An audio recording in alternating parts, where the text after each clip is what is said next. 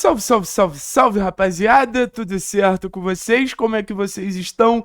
Dia de véspera de jogo do Atlético, vocês sabem que a gente vem aqui falar sobre a escalação, sobre o provável time, o que dá pra esperar do jogo de amanhã de uma maneira um pouco mais analítica, pensando no time que vai entrar em campo realmente, né?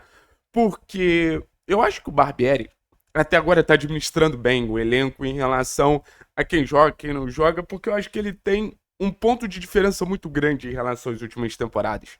Temporadas que ficam marcadas pelo Atlético começar a usar de maneira mais significativa o elenco principal no campeonato estadual. Então você tem um cenário de um Atlético se desgastando no campeonato estadual, chegando nas principais competições e um grande número de lesões acontecendo, desfalcando a equipe. Só que tem um fator diferente esse ano que é: o Atlético não tem competição internacional.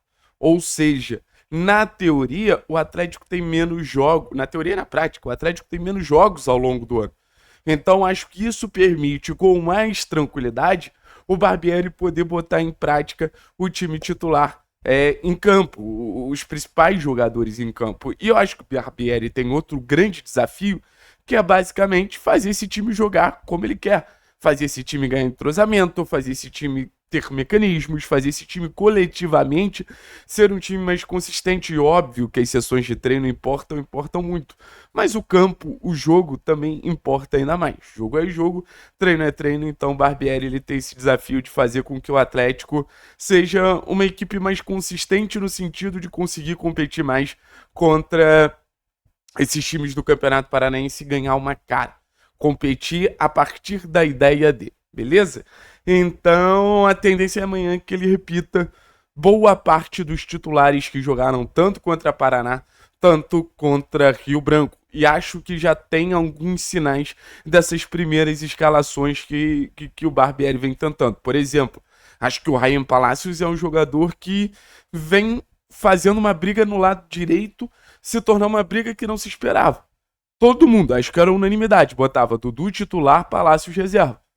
Mas o Palacios entra, muita capacidade física, muita capacidade de ocupar o corredor inteiro, né? Ou seja, defensivamente sólido por ali, mas aparece na frente também. Então, um jogador com capacidade de ser esse cara do apoio e ao mesmo tempo não comprometer defensivamente. Então, surge como um potencial titular, levando em consideração esse começo de temporada. Aí você tem na zaga Léo Pelé, um dos principais líderes, e eu acho que isso fica muito claro, junto a Lucas Beleze. Matheus Felipe deixa o time, Lucas Beleze deve voltar à titularidade. Aí você tem no lado esquerdo Fernando, que talvez seja o jogador mais criticado do momento. O Fernando, que parecia que daria conta a um natural da posição, agora já é um jogador que a torcida já olha de outra forma. E paralelamente a isso, surge um Léo Derick voando. Surge um Léo Derick pedindo passagem, surge um Léo Derick mostrando que pode seguir essa sequência de jogadores muito acima da média do Atlético na lateral esquerda. Então por que não apostar no Léo Derick? O Léo Derick faz muito sentido para a realidade que o Atlético tem hoje, beleza? Então acho que no sistema defensivo o Fernando segue, o Palácio segue, o Dudu e Léo Derick vão brigar, mas eu acho que a briga pelas laterais vai ser interessante. Aí você tem no meio campo Raul e Filipinho. Filipinho tendo que se adaptar num cenário diferente com bola. Filipinho tendo que se adaptar a um novo mecanismo ali quando ele tem a bola. Ele não fica tão recuado, ele avança um pouco mais para formar os famosos triângulos do jogo posicional. Será que a gente vai ver um Filipinho cada vez contribuindo mais para o Atlético chegar à frente? Será que a gente vai ver um Filipinho cada vez contribuindo mais para o jogo do Atlético com bola? Do lado dele, o Raul. Raul vem sendo talvez o principal expoente de liderança desse Atlético nesse início. O jogador já tem 2 assistências e consegue flutuar muito bem entre o jogo com bola e jogo sem bola, jogo com bola e jogo sem bola. Bons passes, participando bastante do jogo, sempre sendo muito ativo nessa construção. Isso vem sendo mais impressionante do Raul. E os volantes, tanto o Raul quanto o Filipinho, vem tendo uma pegada muito interessante na hora da recuperação de bola. A gente falou desde a chegada do Barbieri. O volante tem que ter uma capacidade de recuperar a bola o mais rápido possível. Então essa pressão pós-perda do Atlético, para mim, vem sendo um ponto muito positivo desse início de trabalho. Então acho que defensivamente a gente tá sólido. Ah, Thiago, mas a gente toma gol nos 2 jogos. 2 gols de cabeça. É algo que eu acho que a gente precisa melhorar. Mas, no modo geral, acho que a gente sofre pouco. No modo geral, eu vejo as atuações dos jogadores defensivos mais numa visão positiva do que numa visão de cobrança. E volto a dizer, vão melhorar. A sequência vai fazer com que esse Atlético melhore por completo. Ofensivamente, apesar dos 7 gols, eu já vejo um Atlético com mais problemas. Para mim, o Zapelli é o grande destaque do início da temporada. Líder em chances criadas, assistência e participação em gol no último jogo. Para mim, tem que continuar sendo essa peça central, sendo esse camisa 10.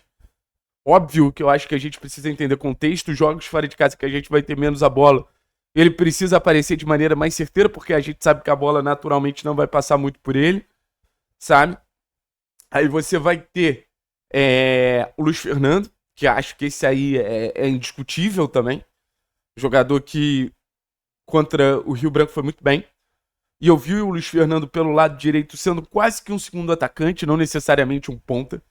Isso me deixou um pouco encucado no posicionamento do Luiz Fernando, porque acho que é um posicionamento que pode potencializar ele, porque bota ele mais perto do gol, bota ele mais em condição de finalizar.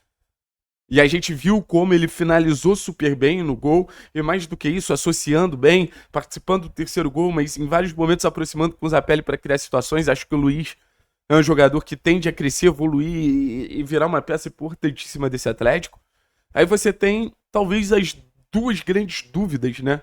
No último terço, que é o ponta pelo lado esquerdo, que deve continuar sendo o João Cruz para esse jogo, e acho que o João Cruz tem teto de evolução sim. Muita gente tá botando, não, mas o João tá... Não, gente.